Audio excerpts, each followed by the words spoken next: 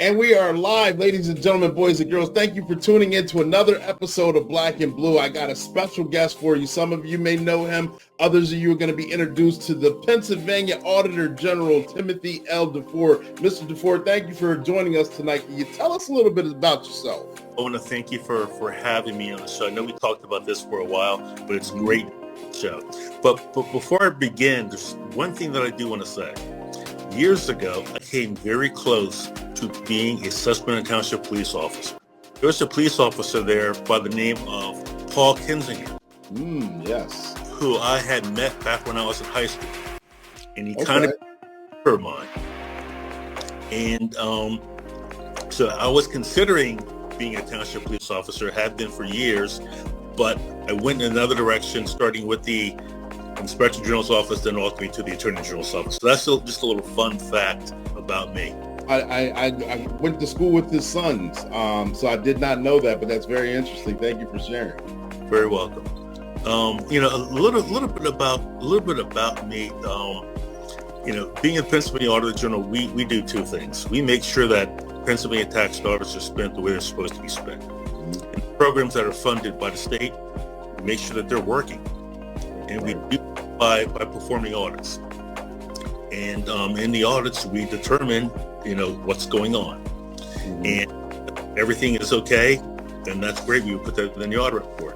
If there's some issues in which we have identified throughout the audit, then we put that in the audit report, and we come up with some very common sense solutions to help solve those problems.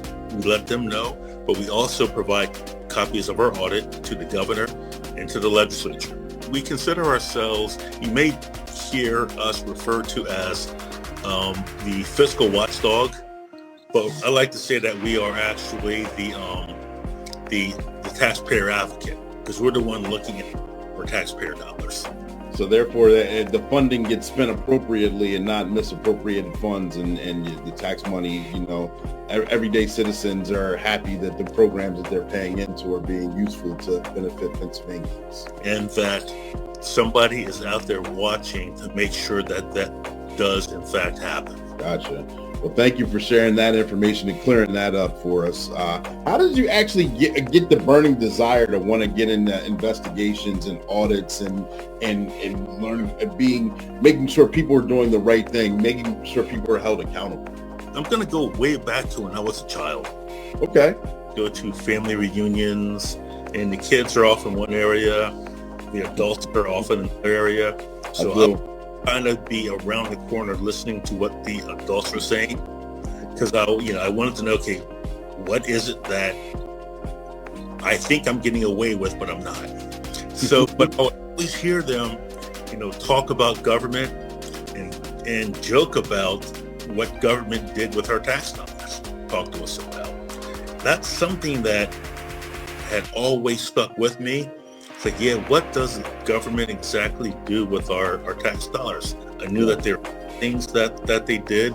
I mean, you would always hear about the federal government. Conversations growing up, I always wondered.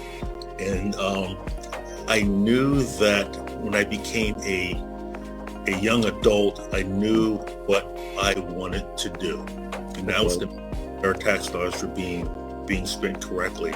And I'm happy to say that I've spent most of my career doing that. It started with those conversations, me listening to those conversations, but it also has something to do with my parents also talking about government and what government did for families like ours.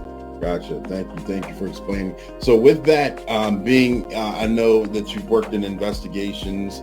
I know you worked in the private sector for companies and things like that. How do all those skills hone together to actually possible Pennsylvania Auditor General that you can possibly be? Identifying a problem and to see if, and the same thing in law enforcement. Mm-hmm. When you go out and do what you do, when you get that call, you determine whether or not a crime has been committed. Right. Here, when it's making sure that others are following the laws in which they're supposed to follow. Okay. Whenever you're talking about government tax dollars. Unless it's a tax refund, but whenever we receive money from the government, like Susquehanna Township may receive it, the city of Harrisburg may receive it, you're supposed to use those funds in a certain way. Okay. And there are policies and there are laws making sure that that happens. Mm-hmm. Well, it's having that skill set to understand the purpose of number one, of what you're supposed to do. And number two, having the skill set to determine if rules, laws, and policies were in fact followed. So that's something that throughout my entire career, I've had to hone in those skill sets. Mm-hmm. It's all the same thing. Making sure that certain laws were in fact followed. So that in mind, that made me probably the best person that I could possibly be, knowing that, okay, that is my duty, that's my responsibility. It's not to go out and find a problem. Mm-hmm. It's to determine by looking at the laws and the policies if a problem exists. I like that because often we're confused with being first responders or in law enforcement on looking for problems and finding problems and harassing people, harassing citizens. But oftentimes the problems are presented to us, and we're asked to solve a problem. And I like how you cleared that up as well. Solving the problems is what we're here to do, because all of us want the same outcome. We all want a better life. We all want to be safe and secure in our persons and effects.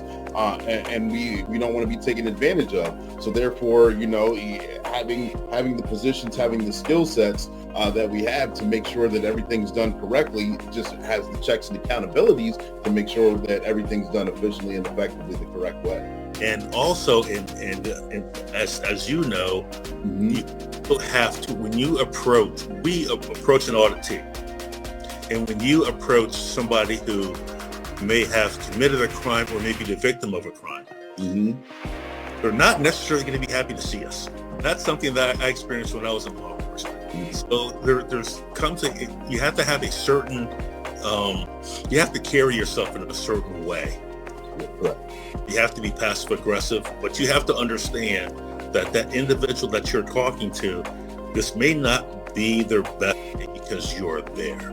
Yeah. So in knowing your job, you also have to put yourself in the other person's shoe, being that necessarily be happy to see you. That as well. Totally get that. So I know you've got many years in law enforcement, first responder, and investigations as well. Is there any defining moment that you would like to share with us that kind of is very memorable to you, that's something that happened that may have been positive, or you affected someone in a major way that you still see the returns from, or anything that was just a good story or something along that lines for you? So, I'm going to go back to when I was an auditor for the federal government. Okay. When and my law enforcement and my auditing career began in healthcare. Okay. Investigation, where we had thought that there was a hospital, I believe it was in Mississippi. They were had received about $30 million in federal funds in which they weren't entitled. Oh, wow. Looked like there was fraud. Investigators and auditors went to visit this healthcare system. And, we spoke to the staff, we spoke to the administration, and we looked in looked at their IT system, their billing system. Mm-hmm. And what we discovered was that they didn't steal or get more money than what they were entitled to. There was a problem with their IT system, which gave the appearance that it did. Although a crime wasn't committed, so they didn't have to pay back money. The fact that I was part of a team that identified this problem and we gave solid recommendations was probably one of my, at least in my opinion, was one of my prouder moments. For this, and I know I'm kind of glossing over a lot of what happened. I'm not going to get into the boring details of what we did. Right. Assumption that $30 million was stolen from the federal government, but because of the way that their IT system was set up, it just gave the appearance most proud of. But another one, as far as which defined which direction I was going to head in my career. My career actually started as an investigator with the Dauphin County Public Defender's Office. How'd that come about? I was a young kid, and I had just graduated, had my degree in paralegal, and my first real job was as an investigator with the Public Defender's Office. And even then, I kind of knew that I wanted to be somebody who investigated white-collar crime. Gotcha. That in the back of my head. But there was a case where we were representing somebody who had stolen, I forget the dollar amount, from stolen funds from embezzled funds from one of their corporation. And the person ended up pleading guilty. But working on that case pretty much solidified what I wanted to do in my career, and that was to investigate white-collar crime, but do it from the prosecution side. Even working for the Public Defender's Office, it helped me to understand that just because you get a case on your desk, person's guilty, right, facts, and determine whether or not it was a mistake, whether or not there is no crime, or whether or not the person did commit a crime. And if the person did commit a crime that they're charged, as you know, that's left up to a jury. Right. But working on that case, that made me realize, you know what, this is what I want to do as far as my career. And you know what, I've been fortunate to do that for my entire career. I've actually done something I've wanted to do. So I've been very blessed with you. Yeah, thank you. So with that, I don't get a lot of people on this platform that enjoy investigating white-collar crimes, and that is a niche all in itself. And it's something very needed because everyone likes to go after the action adventure, at least on this platform. But also keeping people in checks and balance, like we often say, keeping people held accountable is very important. Making sure the money is used appropriately and not mislaid or anything like that. So, are there any trends that you've seen throughout your course of investigating white-collar crimes, or any kind of frauds, or any things that you could share with us that we should be aware of or look out for? The one thing that I can think of is our senior citizens. Yeah. They're the most vulnerable. You constantly hear, no matter how many announcements that there are, no matter what law enforcement does to make sure that others recognize. When I say others, we're talking about the people who, senior citizens' kids. My mom is almost 90. Oh, wow. So constantly hear stories about senior citizens being taken advantage of. Yes. Vulnerable population. The trend that I see the most, and that's probably the one trend. I mean, they all bother me.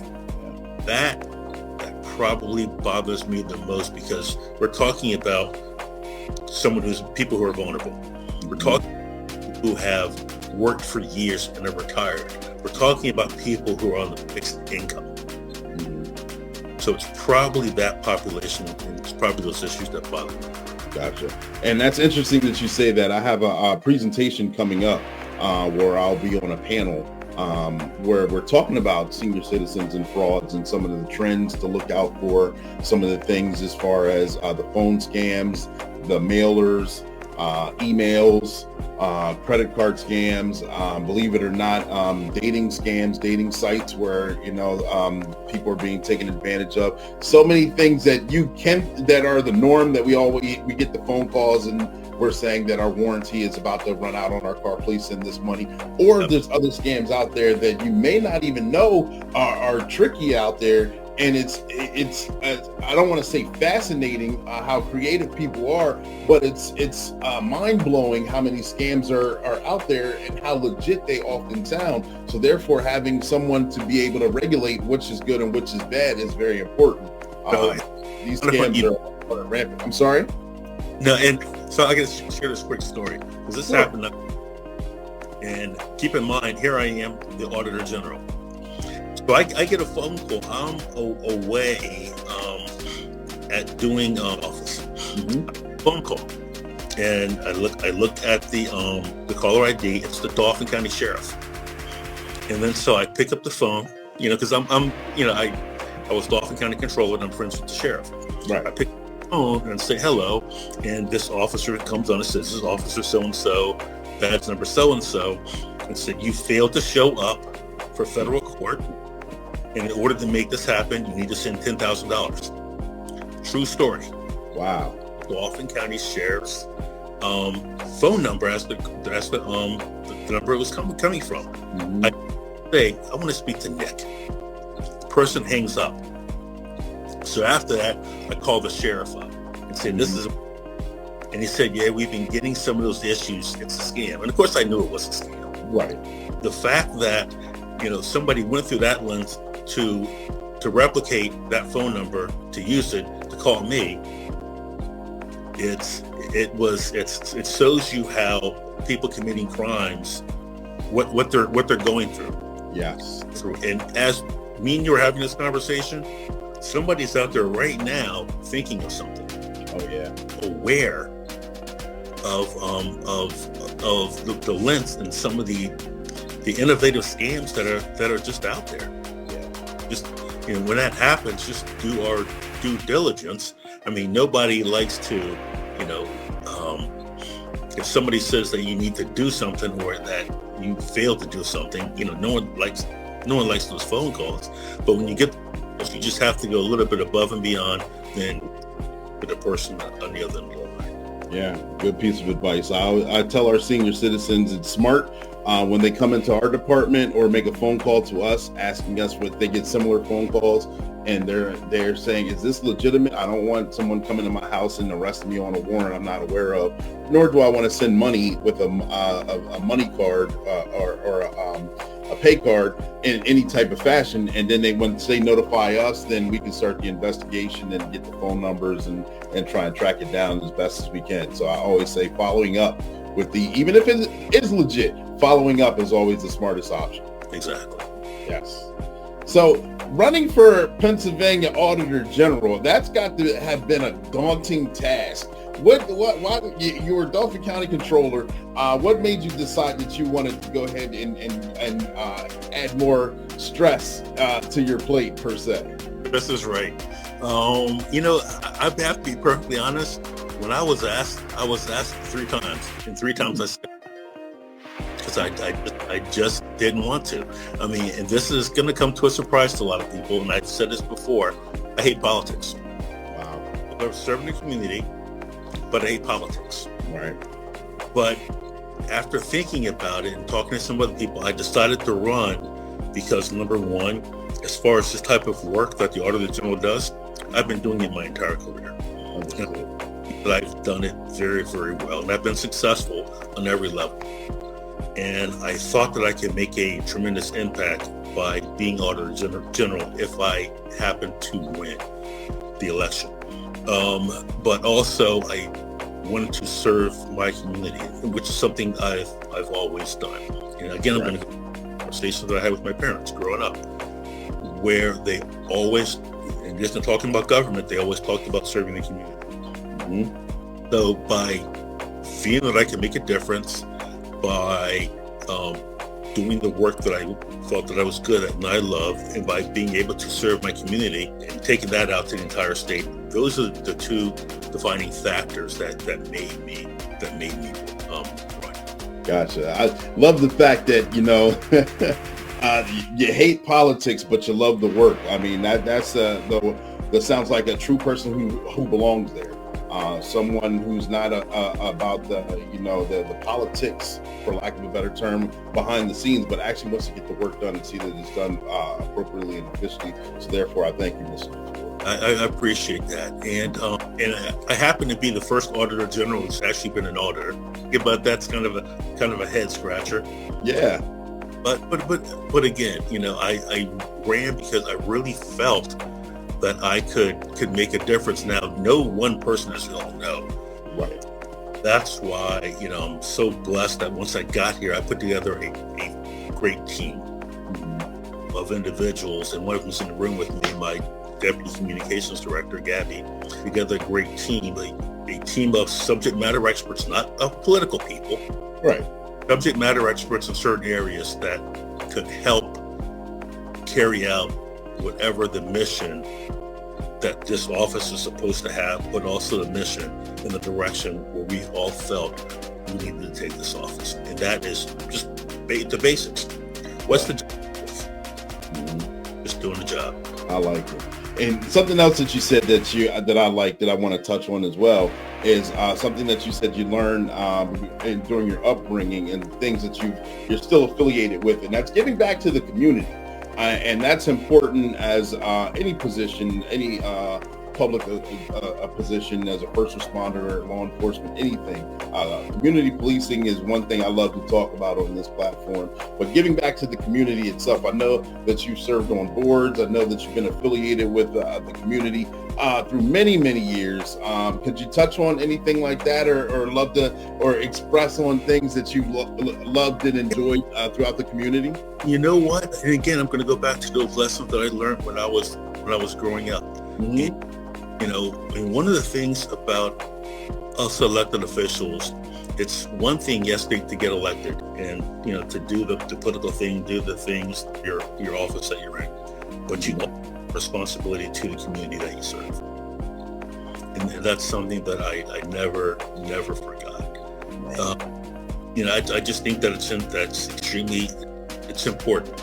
And we, as elected officials, have to be an example for others. Being a public servant is part of it. And for me, personally, giving back to the community makes me feel better. I mean, one of the things that I realized, I didn't get here on my own. It pretty much took an army of people. Sometimes they guided me, sometimes they had to push me.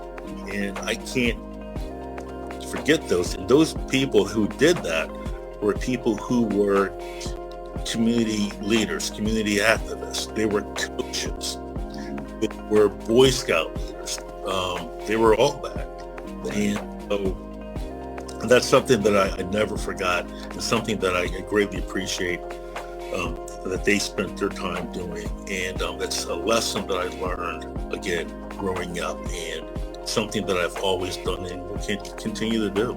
It's just important to build those relationships, so when I'm done, whoever the next Auditor General is going to be, and this is my last term, whoever the next Auditor General is going to be will not only do the job, but will also serve their community. Perfect. I love leading by example in itself. Whoever takes the reins up following you is going to have some big shoes to fill, but it's necessary and important, and being visible and giving back to the community is a great big deal. I say that often. It's just something that's extremely, extremely important. Mm-hmm. And one of the things that I always do, when I go to the voting booth, one of my requirements is, how have you served your community? I like that. Absolutely. So therefore, let me ask you this. In a perfect world, being the Auditor General, you served out your term, you get to do all the goals and desires, you get to do the job efficiently and effectively to the way you want. In a perfect world, where do you see you moving the state of Pennsylvania as an Auditor General for your vision? What's your future vision for it? Let me start by saying in my first term, we did 14,000 audits. Oh, wow. 3,500 audits a year. And in there's a lot of information. So ideally, the legislators, whatever local governments we audit, the governor, take a look at the work that we've done. Mm-hmm. And if we are recommending efficiencies and improvements for government, follow up on some of those. Yeah. Look at the politics of things. Just take a hard look at, okay, did this in fact happen? Prove this. As opposed to using something politically, that this is politically motivated. What we've done and determine if we need to make improvements in how we operate state government and our local government. So in a utopian society, in a perfect world, that's what I envision. That's what I would like to see. Very well spoken. Thank you. Thank you for sharing that information. Mr. DeFoor, again, I don't want to monopolize your time. I appreciate you coming on this platform and expressing some vision, some viewpoints and feelings that you've shared with us. Through the course of conversation, I may have forgot to ask a question, or I may have jogged your memory on something that you would like to touch on. Is there anything else that you would like to share with us? Right now, the floor is yours. Next month is Financial Literacy Month. And one of the things that I'm very passionate about is financial literacy. So take the month of April and to learn as much as you can about financial literacy.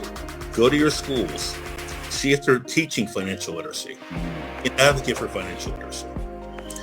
Because one of the things that other states have done, other states have been teaching financial literacy in their schools from kindergarten to 12th grade.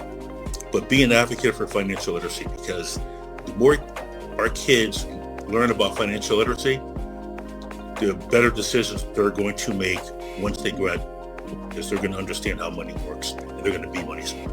I think that's a great idea. And I didn't know that April was Financial Literacy Month, but that is a good way of bringing in a new month. It is very important, especially with the economy the way it is, to have financial literacy and understanding about it. If you can prepare yourself for setbacks, for obstacles, and to be a thriving citizen and a thriving person in the community. Absolutely. Yeah.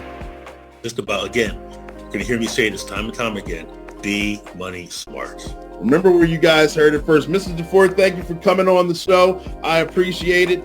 You got big shoes to fill. You're doing a tremendous job, sir.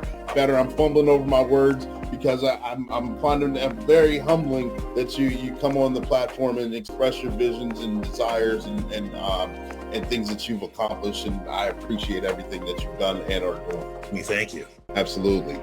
And right now, ladies and gentlemen, boys and girls, thank you for tuning in to another episode of Black and Blue. We will see you next week.